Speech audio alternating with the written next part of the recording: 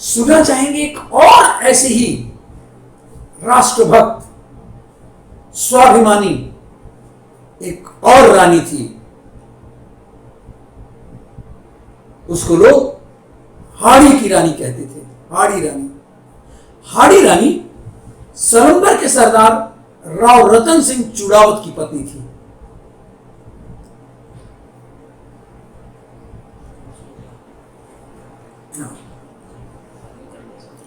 और शादी को महज 1 सप्ताह हुआ था। न हाथों की मेहंदी छूटी थी और न ही पैरों का आलसा। सुबह का समय था। हाड़ा सरदार गहरी नींद में थे। रानी सज धज कर राजा को जगाने आई। उनकी आंखों में नींद की खुमारी साफ झलक रही थी। रानी ने हंसी ठिठोरी से उन्हें जगाना चाहा। इसी बीच दरबान आकर वहां खड़ा हो गया। राजा का ध्यान न जाने पर रानी ने कहा, महाराणा का दूत काफी देर से यहां खड़ा है। वह ठाकुर से तुरंत मिलना चाहते हैं। आपके लिए कोई आवश्यक पत्र लाया है, उसे अभी देना जरूरी है। इस असमय में दूत के आगमन का समाचार ठाकुर हक्का बक्का हो गए।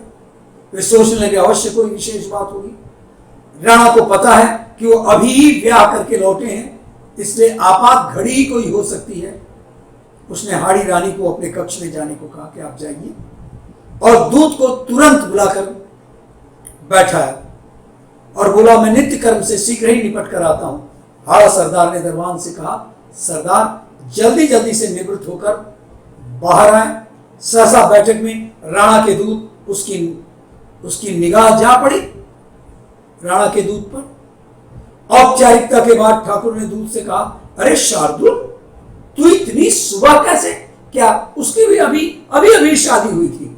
तो क्या भाभी ने घर से खदेड़ दिया है? सारा मजा फिर किरकिरा कर दिया? सरदार ने फिर दूत से कहा, तेरी नई भाभी अवश्य तुम पर नाराज होकर अंदर गई होगी। नई है ना, इसलिए बेचारी कुछ नहीं बोली। ऐसी क्या आफत पड़ी थी? 2 दिन तो चैन की बंसी बजा लेने देते। मियां बीवी के बीच में क्यों कबाब में हड्डी बन करके तुम आ बैठे? अच्छा बोलो, राणा ने मुझे क्यों याद किया है? वह हंस पड़ा। दोनों में गहरी दोस्ती थी। सामान्य दिन अगर होते तो वह भी हंसी में जवाब देता। शार्दुल खुद भी बड़ा हंसोड़ था। वह हंसी मजाक के बिना एक क्षण को भी नहीं रह सकता था, लेकिन वह बड़ा गंभीर उस समय था।